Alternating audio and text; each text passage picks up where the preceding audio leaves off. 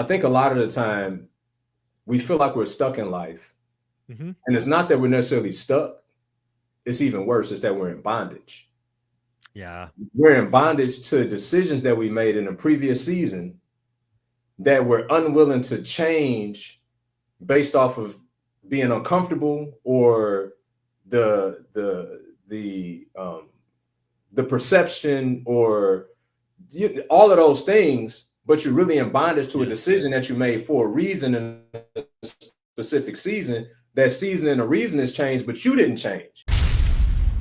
Folks, I don't know if you've heard the news, but this is game-breaking information. The one and only Brian Adamson is selling 100% of his real estate.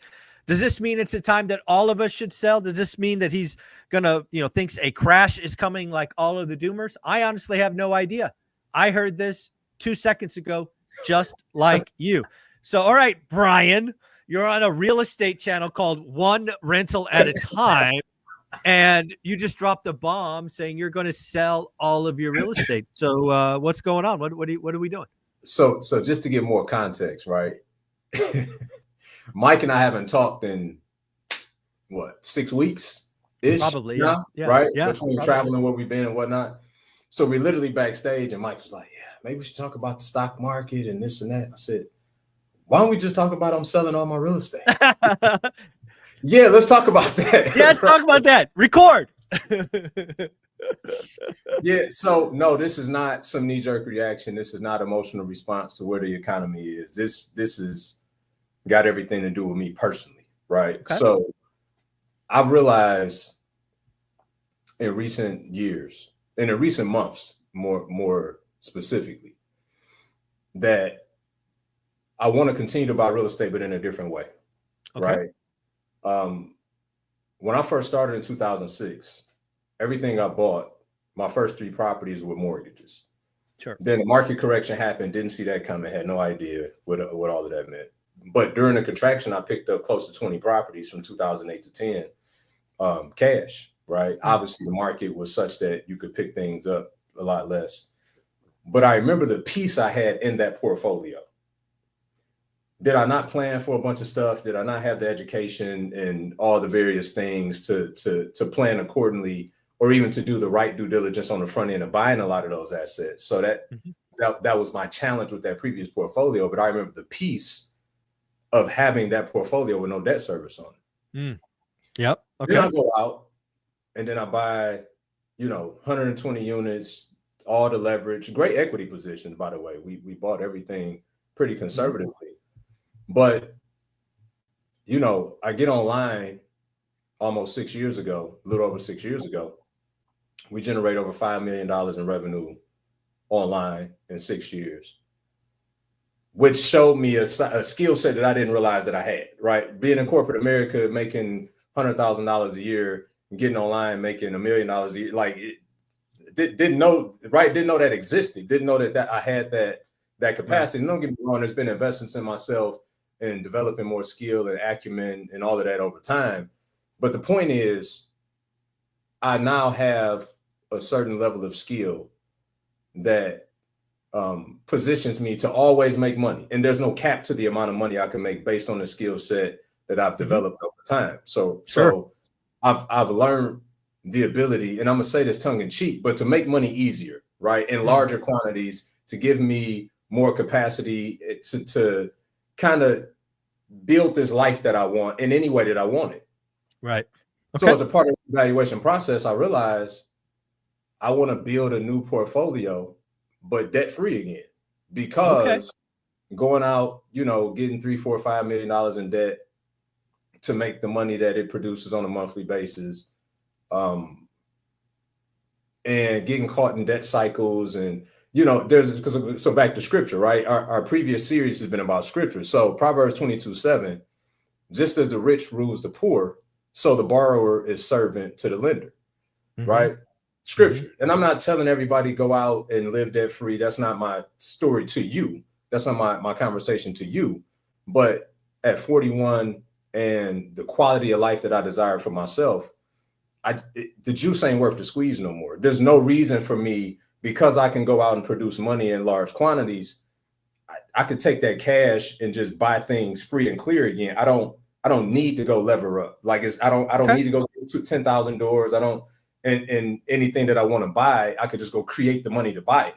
Right. And so, so for me, going back to that scripture, I don't care what position we're in. So as long as there's debt on the property, then we're exposed, period. Regardless of how conservative your position is, the one who writes the check makes the rules, period. Right. And so for me, I'm just at a place in life where I prefer not to. So I actually sold 5 of the properties. I got 5 more to sell, some of the larger ones. And I'm selling everything and kind of resetting. So I want to paint the picture of what I heard you say. Okay. And as always, correct me where I may take it wrong. So again, what you've done is, and again, for people that don't recall, you live in Florida, but the majority, if not all, your investments are in Michigan. Let's not forget that, right? So, yes, so out of area. Yeah. So you built a portfolio early on that was debt free. You got that felt good, right? You didn't have, you wouldn't get caught in debt cycles and refis and private money and all of that. You took that skill set and you quadrupled or quintupled the portfolio, but this time with leverage, solid equity, but with leverage. Mm-hmm. Since then, you also you went online and you have grown the ability to produce what I'll call income in big chunks. And you now have certainty and evidence that you could do that pretty much anytime you want, right? You could go create another stack of money. So you've taken all of that. You're now 41. Let's not forget your daughter just got married, which is one of those life events that really causes you to think, right? Because now it's you're you're the higher generation now, right? She's married, may have kids, all of that. So it's another moment in time that causes you to think and look to the future. You have a wonderful life with your wife, right? And you consistently are looking to improve that. So where you got to, in my opinion, was a point where it's like, I want to simplify. I want to simplify things. And first step for you is selling off the portfolio that's, I don't know what it is, 1,000 miles away, 2,000. I'm not very good with geography. It's far away. Yeah. 1,000 miles. So the question I had coming out of this, okay, makes total sense. You're going to produce another pile of cash. You're going to have some tax consequences, no doubt, right? Gains, depreciation, recapture, all of that. So I'm sure you'll set some aside for that. But when you talk about, I don't know if we want to call it rebuilding or building anew, this next portfolio, this debt-free portfolio, I'm going to wild ass guess it that it's not going to be in Michigan. Is that true, or you don't know yet? That's a really good question, Mike. That's a really good question. I guess it depends on my appetite at that point in time. Yeah, because the reason I asked that question and I leaned that direction, because if you were interested in rebuilding Michigan, then again, what my brain went to is, all right, sell the dogs, but pay off the golden ones or the good ones. And you exit this with not as big a tax hit, not as big depreciation recapture, and you still get to your goal of debt free. I mean, I don't know what it would take. It sounded like you had 6 properties or 8 properties, but maybe you sell 5 and pay off 3. Right. That was where I went with this. Oh, I think he's going to leave Michigan also. So the issue with the Michigan portfolio is that I bought 120 units, all affordable. I want out of that space. Got it. So that's the catch. So to answer the question, right? That's the catch. That's the catch. So that's why I just got to get rid of all of it. And by the way, it ain't all of it won't be pretty. No, right. We'll do some. We'll do better on some than others, right? But at the very same time, the nuisance that it is in my life, it's a distraction for me. Absolutely. Like, money don't justify the distraction, and albeit one call with the property management company per week, but there's still ongoing issues thereafter. It literally is just a distraction in my life, right. And so the only reason why I said that I don't know for sure if I may still buy in Michigan. But you but go I can up still buy quality. 100%. I could buy in the suburbs of Michigan cash, right? Got At it. 250, those deals pencil make sense all day long. That Got it. same deal here in Florida may be $500,000. It don't make sense for me still. Got it. Right. So that's what I mean by I need to see what the appetite is at that point in time. So it was going to be one or the other. It was going to be location or quality. So I went location first, but it's definitely a quality thing. So it's funny you bring this up because I have said this on a couple occasions. If I could design my perfect portfolio, it would be 20 single family homes, on the newer side, not affordable, right? Not that 100%, stuff, 100%. B plus areas, and just be done. I mean, if you want to add on top of that 20 single family homes debt free, now you're talking Dave Ramsey stuff, right? That's a sexy portfolio, frankly. That's where I'm at, Mike. The majority of this probably be new to new build, right? Less than a decade old. 100%, 100%. Like that. That's the new focus, and even if I took my time with it this next go round, right? Yeah, and just did 2 a year, 1 a year. Yeah. I mean, in 10 years. Something like one rental at a time, you mean, Brian? You mean something like that? Something like that, Mike. But free and clear totally changes the game, right? It just does. I agree. And in the season of life, I'm like, it's different when that's a means to get you out of your thing, right? Yep. I'm out of my thing now. My goals, I had to really look at my life. I'm like, I'm retired from corporate. I did that already. I don't need this for that anymore. So why not go and do it for the reasons that I need it in the next season of life that I'm going into, which you so well articulated with my daughter, potential grandkids coming. Although I'm 41, my lifestyle is older. You know what I mean? Even though I'm a younger man, because I got started with so much so early. So, the reason I wanted to even talk about this today is because I think a lot of the time we feel like we're stuck in life, and it's not that we're necessarily stuck. It's even worse, is that we're in bondage. Yeah. We're in bondage to decisions that we made in a previous season that we're unwilling to change based off of being uncomfortable or the perception or all of those things, but you're really in bondage to a decision that you made for a reason in a specific season. That season and the reason has changed, but you didn't change. And so I wanted to really bring this up to the community because as you're looking at whatever your business model is, you have to be honest and true with yourself based on where you are, regardless of the flack that or the questions it may, or the people that may not understand. That's not important. What's important is you can't live in misery to a decision you made for a specific reason in a different season. No, I think it takes a lot of courage to have that self-reflection and to, get on a new path. I think it's right for you. Again, when I think about you being 41 and what you'll be able to do by the time you're 50, I have no doubt in my mind by the time you're 50, you'll have 20 free and clear single family homes. I don't know what they'll produce, $3,000 in income each. Let's say after, all expenses, you take $2,000 a month. That's $40,000 on top of what, everything. That's $500,000 a year. So, I don't see anything but goodness, ahead of you. So I'm glad you're making this pivot, this decision. It's right for you. It's the right time.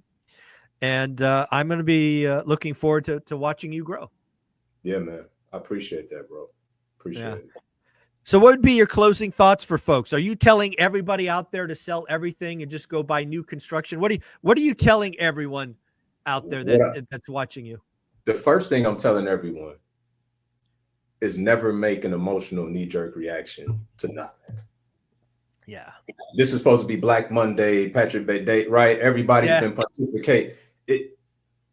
You have to make decisions based off of your vision and horizon of your life, not based off of what's being stimulated in the news and in the economy. I got to tell you, that's one of the things that I really love about real estate, because I know myself, I've proven it time and time again that I'm an emotional investor, right? I get up, I get down. And when I could sell or buy with a push of a button, I suck at trading. I suck at investing. But real estate, you can't sell it in a second. right? It takes more time and thoughtful. So often my emotions will get better of me and keep going. So I think that's wise advice. Don't be emotional.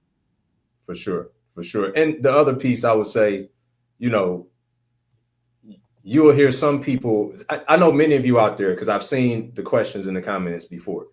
Many of you desire to have a free and clear portfolio. And for whatever reason, you listen to other economists and other investors, and they tell you how stupid that is. And you can line them up. You know, your yield is not as great, you know, all the things. And there's truth to both sides of it. Do what makes sense to you, though. That's all. Yes. That's my. I've done it both ways twice now. This will be my second go round of doing it both ways. And you got to do what brings you peace. Do what makes most sense for you. And at the end of the day, if you can afford to pay for something cash, then I'm not saying yield isn't a concern, but your means is more of the concern, right? If you got the means to do that and you feel good about it, then do it. Because you clearly possess the ability to make money otherwise. So it's not the last bit of money you're going to make. And if that gives you a certain level of peace and comfort, then screw the yield on what it will be. And this is a guy that's done it both ways. I just want to make sure I'm abundantly clear about this, right? Just do what makes you most comfortable and brings you peace. That's all. Yeah, folks, at the end of the day, everybody needs to make the right decisions for yourself.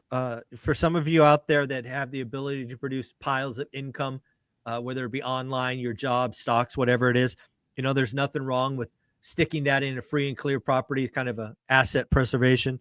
Also, know where you are in your journey. If you're early and getting started, right, nothing wrong with a house hack. There's nothing, right? Don't think you have to save and pay something off when you're 20. Know what season of life you're in.